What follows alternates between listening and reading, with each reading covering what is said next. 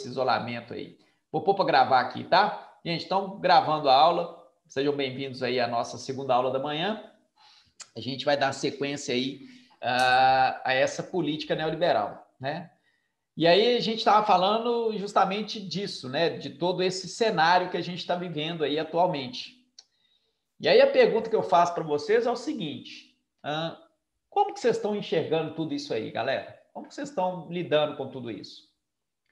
Com tudo isso que está acontecendo na esfera econômica, política, social, e aí?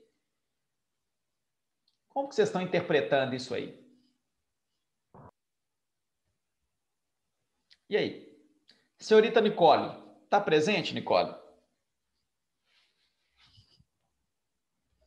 Oi, Thiago. Tudo bom, Nicole? Tudo sim com você? Tudo bem também. Nicole, como que você vê tudo isso que está acontecendo, hein? Qual que é a sua visão a respeito de todo esse cenário político, econômico, social que o mundo está se deparando? Como que você enxerga isso?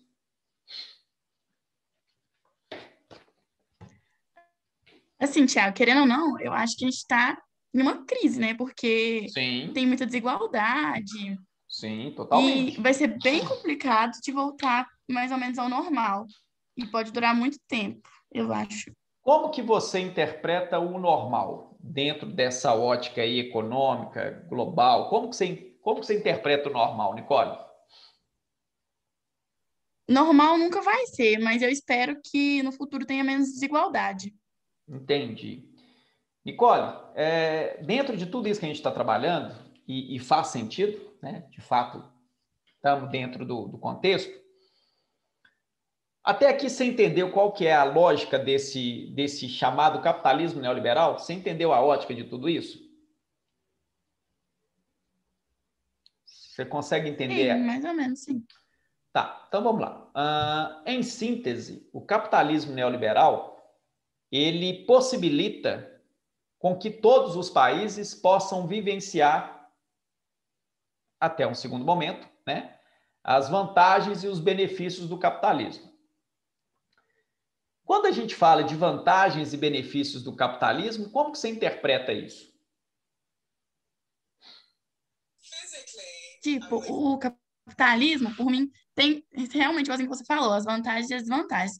Mas meio que todo mundo sai mais ganhando, porque mesmo a pessoa mais pobre, assim, ela tem mais possibilidades, eu acho. Certo.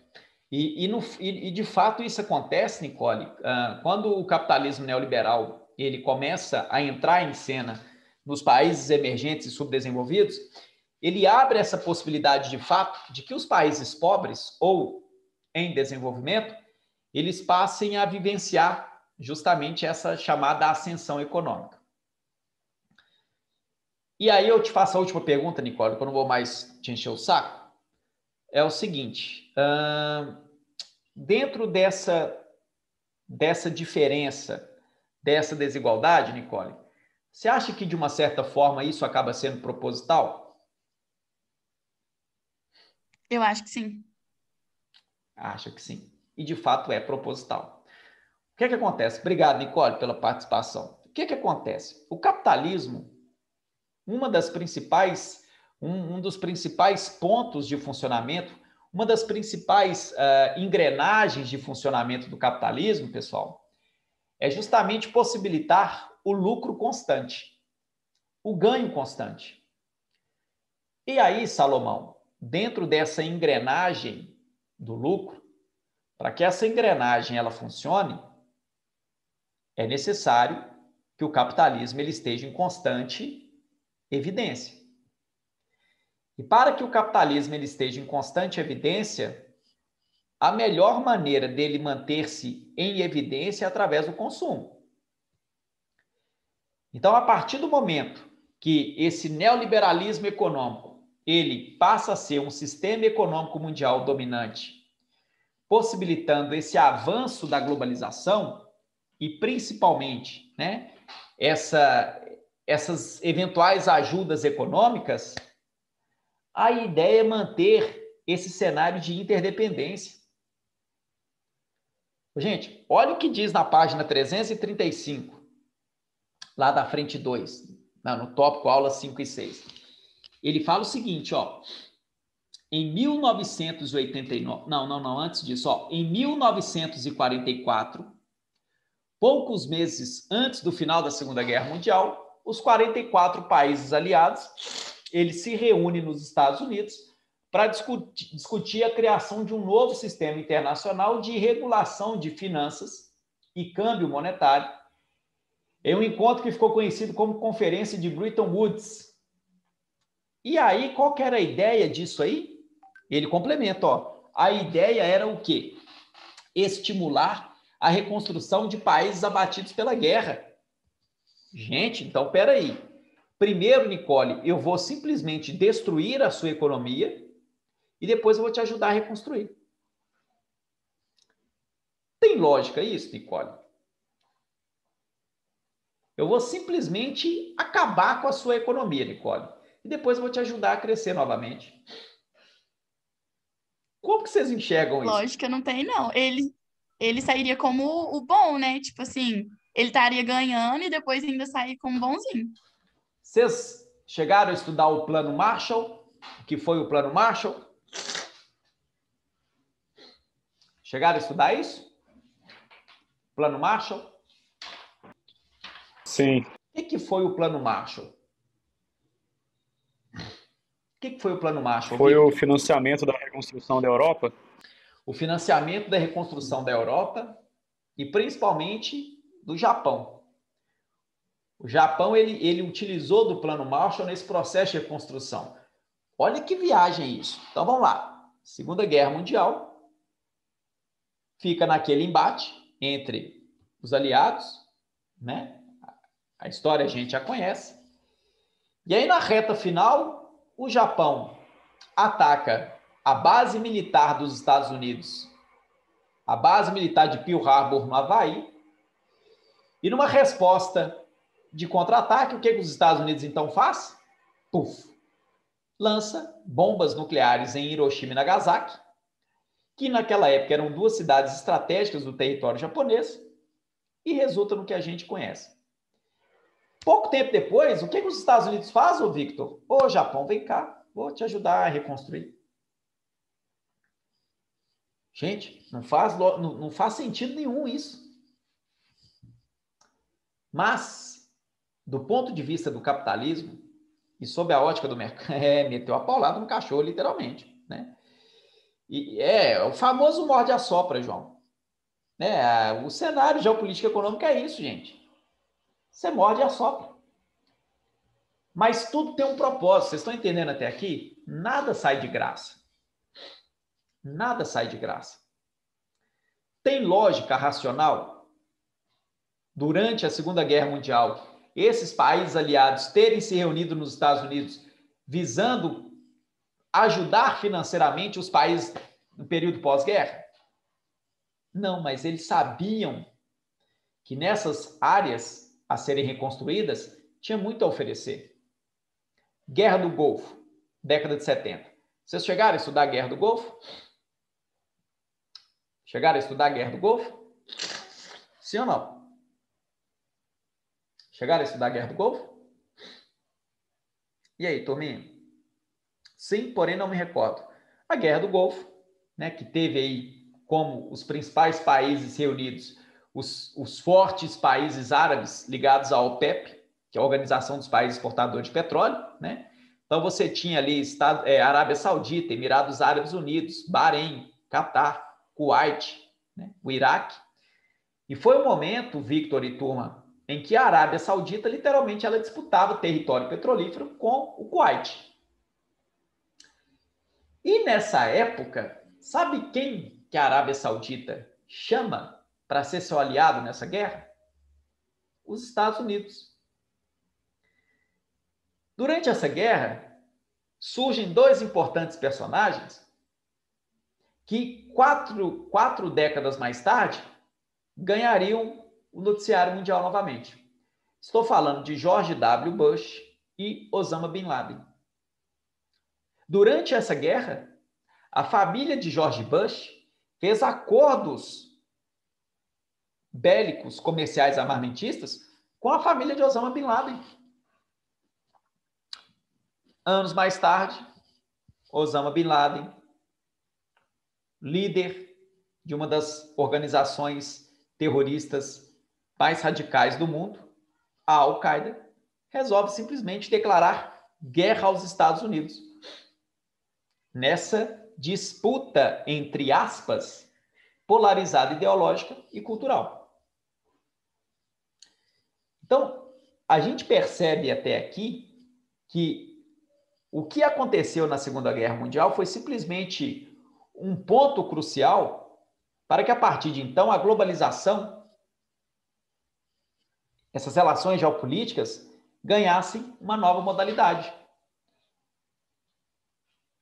Era simplesmente essa relação de interdependência, um dependendo do outro. Vocês estão entendendo até aqui, gente? Está claro para vocês até aqui? Então, a globalização hoje, a Al-Qaeda era formada pelos antigos Mujahidins, sim. E você tinha, né, os membros dissidentes do Mujahidins, e atualmente você tem dissidentes do Mujahidins e dissidentes da Al-Qaeda que formaram o Al-Shabaab. Lembrando que hoje o Al-Shabaab, né, eles são, inclusive, mais radicais e extremistas que a própria Al-Qaeda, ou Al-Qaeda, como queiram. Então, hoje você tem naquela região, Victor, a atuação e a presença de inúmeros grupos radicais extremistas, né? Você tem o Al-Shabaab, a Al-Qaeda, Boko Haram, né? Você tem os jihadistas, você tem ali, né, toda uma concentração de grupos extremistas no Extremo Oriente, aonde o que está em jogo é justamente as reservas de petróleo e de gás natural na região. Inclusive, ontem saiu uma reportagem na BBC, né, onde o Boko Haram sequestrou 300 estudantes universitários. 300 estudantes universitários estão de posse do grupo radical extremista Boko Haram. A Nigéria é um país que, por mais que em termos econômicos é considerado um país emergente na África, mas é um país que vive uma série de conflitos geopolíticos já há 1000 anos.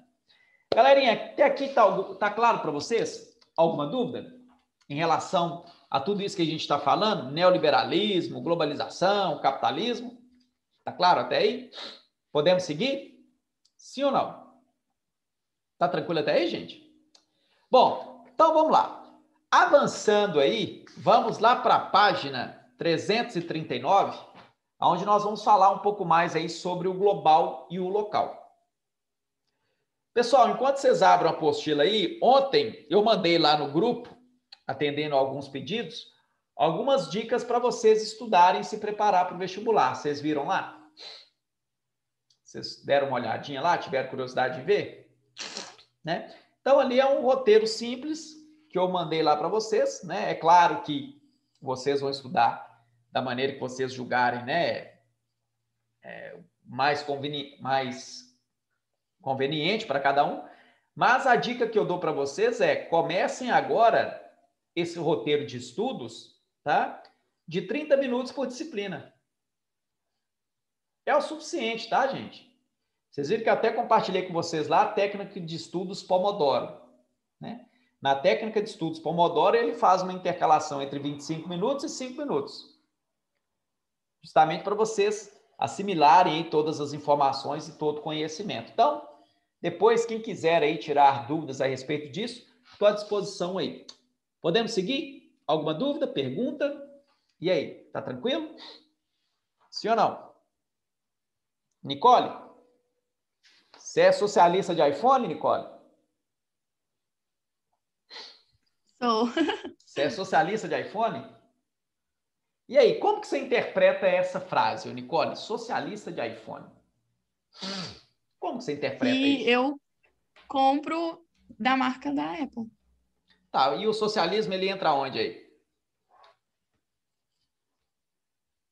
Aí você me apertou. Mas no sentido de que eu acho que, tipo assim, que eu dou preferência, mas que meio alienado, sabe? Entendi. Galerinha, vamos fazer uma didática aqui rapidinho? Vamos participar aí? Interpretem para mim isso aí, ó, socialismo de iPhone. Pepeu colocou frivolidade burguesa. O que seria essa frivolidade burguesa, ô Pepeu? Pô, você gastou agora, hein, cara? Vamos lá, Pepeu, explica aí pra gente frivolidade burguesa. E aí? Pode, melhor ainda, por favor. Explica para nós aí. No contexto do socialismo, se a classe operária tudo produz, a ela tudo pertence. Portanto, o iPhone não passaria de uma frivolidade burguesa, algo que, de certo modo, só pertenceria aos ricos, não faria sentido as pessoas usarem, sabe? Perfeito. Ô, Pepeu, cara, agora eu tive um grande amigo de infância que o apelido dele era Pepeu. Estou falando Pepeu aí porque, né, me fez relembrar esse grande amigo meu dos tempos de infância. Pepeu, e é isso mesmo, a definição que você deu é sensata, né? Dentro dos modelos ideológicos aí do socialismo de Karl Marx e de Friedrich Engels, é isso mesmo. Se a classe operária é aquela classe que tudo produz, nada impede dela poder usufruir daquilo que ela desenvolveu, né? Pepeu, daí eu te pergunto, em meio a essa ideologia, em meio a essa ideia vendida pelo socialismo, você concorda com isso ou não?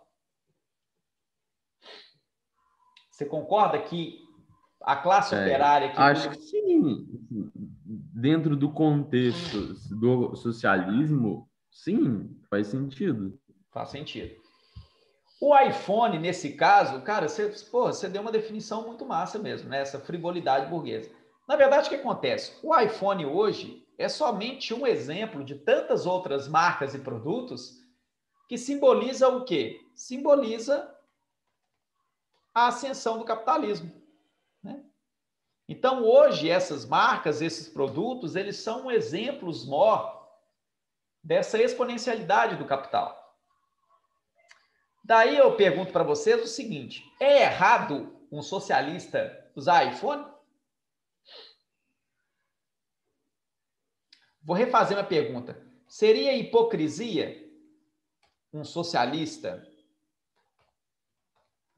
usar iPhone? E aí? O que vocês acham? Por quê, Pepeu?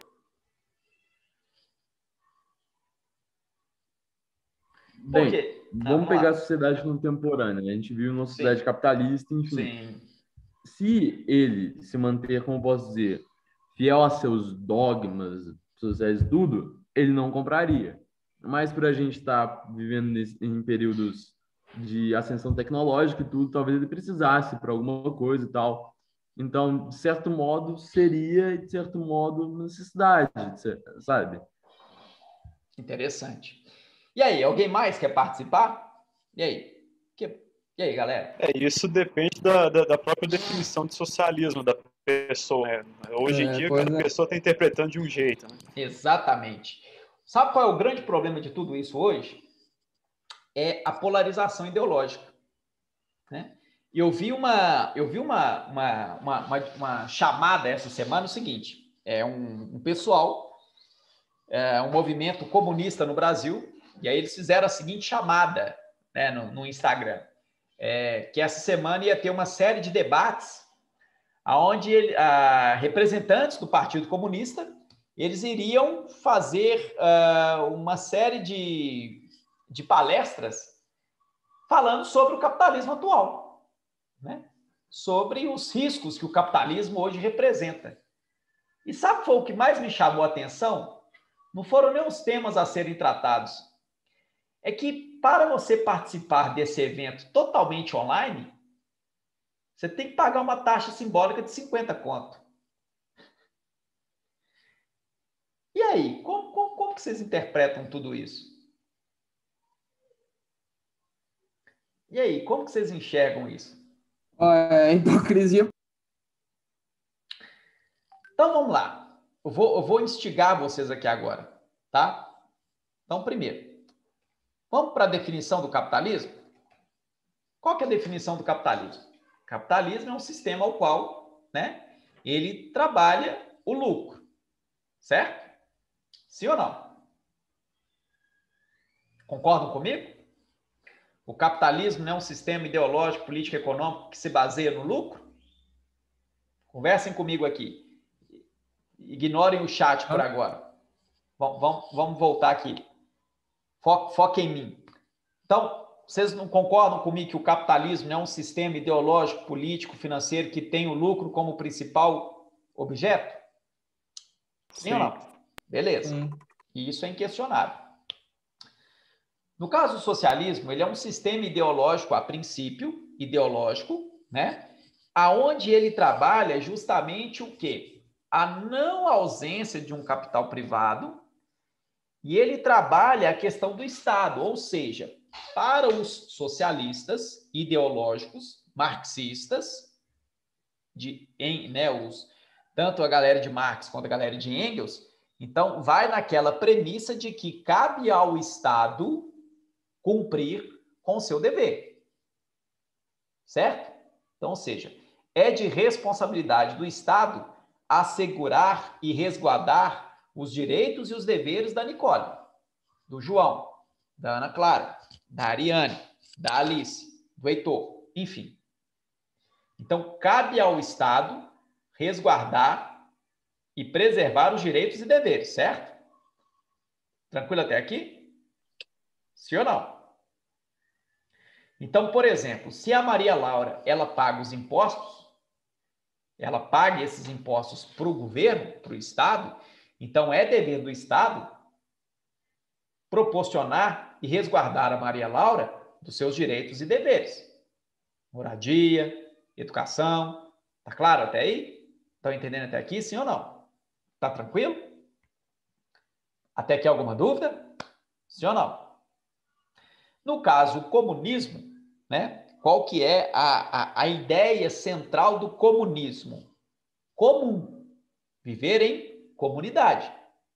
Então, se eventualmente o Pepeu tem lá na casa dele, né, um excedente da produção de arroz, o João vai ter um excedente da produção do feijão, o Victor Bertozzi vai ter um excedente de farinha, por exemplo, e a Nicole, ela não está tendo nada, vai juntar o Pepeu, a Nicole, o João e o Victor, morando na mesma comunidade e vão compartilhar com isso.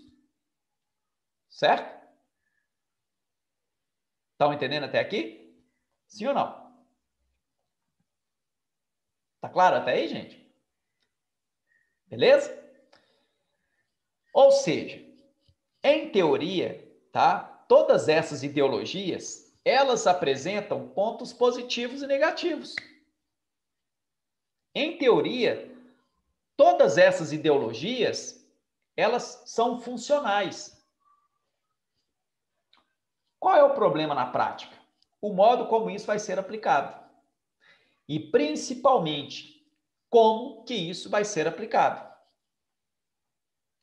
Não há problema nenhum um socialista ter iPhone, contanto que ele tenha discernimento para entender o que é o socialismo e o que é o capitalismo.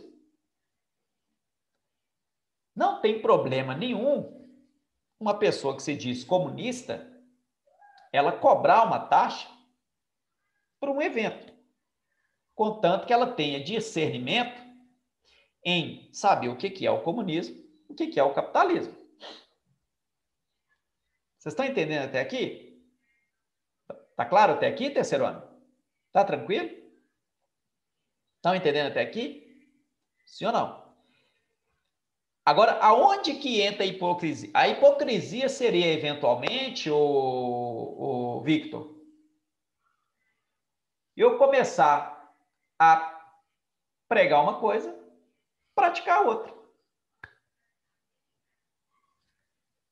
Isso, meus queridos, é uma forma de hoje você simplesmente continuar mantendo o quê? O poder na jogada. Vocês acham mesmo que China, Rússia e Estados Unidos, que são a questão é o seguinte, ô Victor, é o famoso, sabe o que é? Faço o que eu digo, mas não faço o que eu faço. E tudo isso, Victor, todo esse discurso, ele acaba sendo proposital. Ele acaba sendo proposital, sabe para quê? Porque, gente, a ignorância é uma arma. A ignorância é uma arma. Nicole, se eu te chamar de ignorante, como que você vai interpretar isso? E aí? Eu acho que, tipo assim, sem conhecimento de tal coisa. Tá, mas se eu virar para você agora e chamar você de ignorante, você vai gostar disso? Você vai encarar numa boa? Seja Acho que você sincero. tá me ofendendo, né? A palavra ignorância, nesse caso, é isso mesmo. Vai. Do nada você me solta que você me chama de ignorante, você pirou, você tá louco, você tá maluco.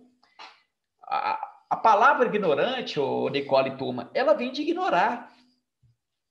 E a gente ignora aquilo que nos convém. Então, por exemplo, ô Victor, o que você mais gosta de fazer, cara? Me fala aí. Você gosta de futebol, de jogo? E aí, qual que é a sua praia, ô Victor?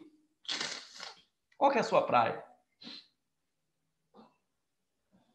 E aí? Fala aí para nós, Victor. Jogo e música. Qual é o jogo que você mais está jogando no momento? Responde aí. E aí? Jogo do bicho? Pô, jogo do bicho. Existe jogo do bicho ainda, Pepeu? Pô, isso aí para mim nem existia mais, cara. Mas enfim. Fala aí, João. Tá, sei lá. Fala um específico aí, ô Victor. Fala um jogo qualquer aí, vai lá.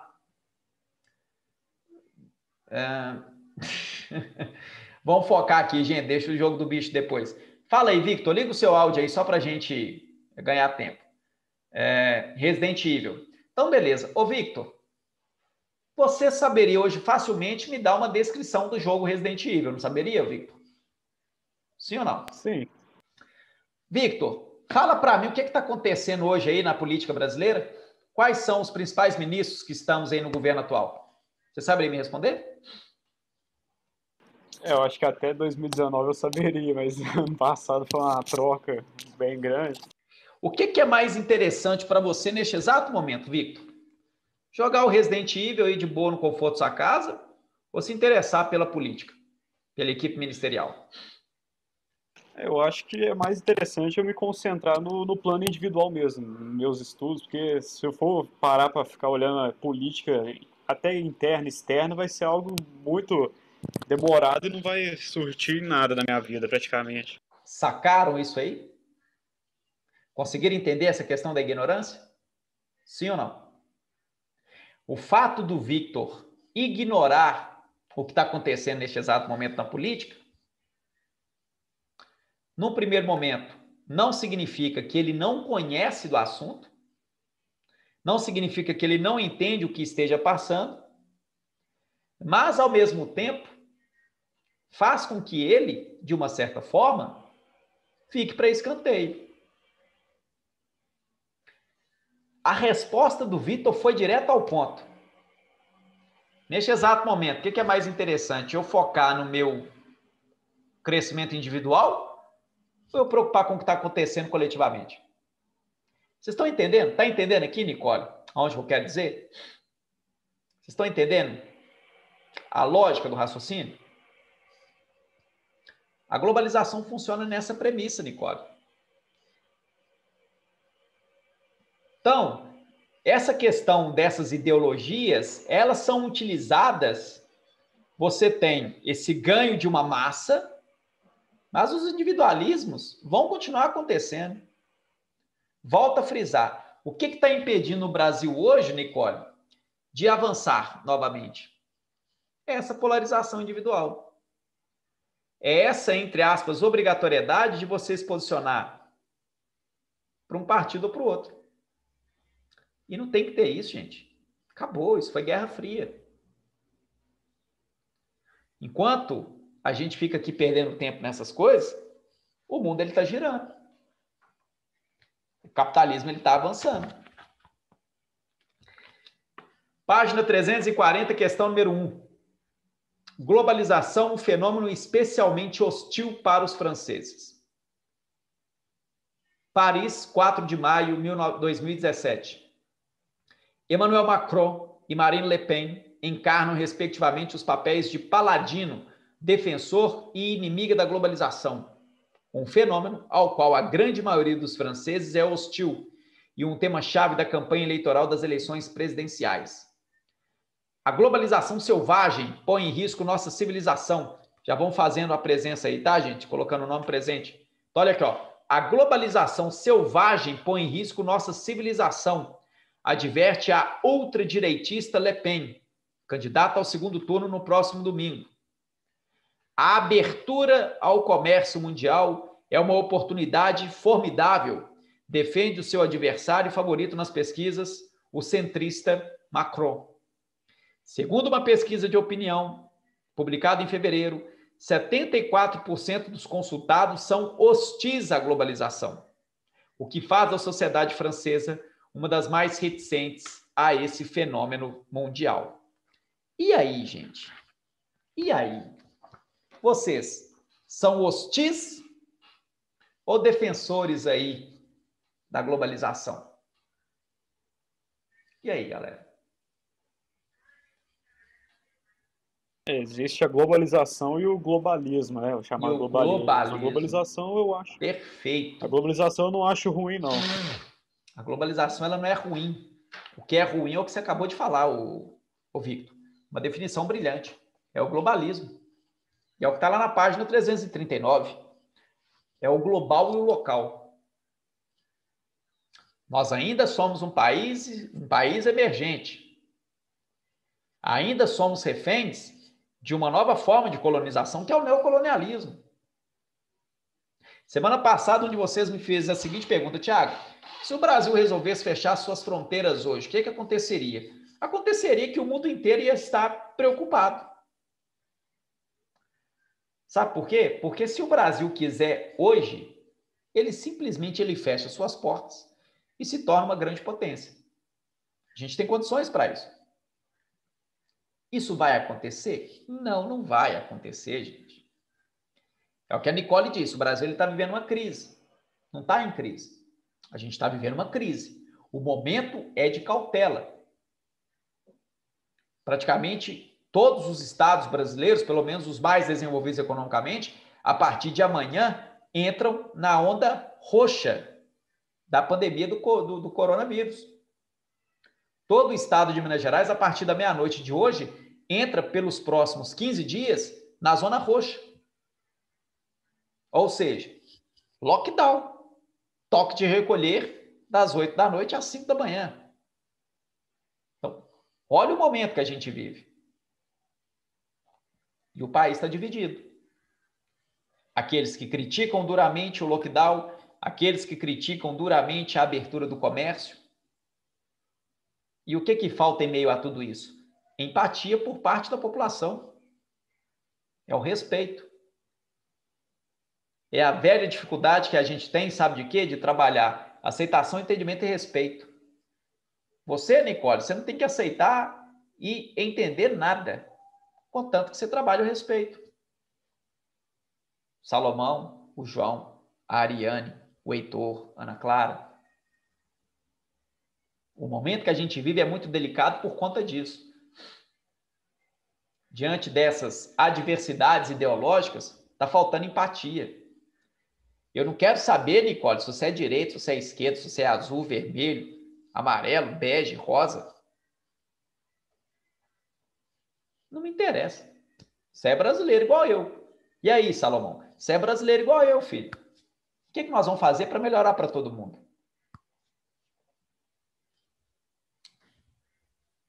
Hoje, se você critica uma determinada decisão, você vai ser julgado.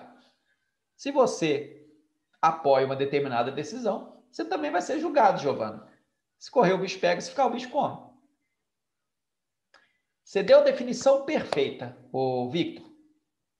Não há problema algum na globalização do mercado.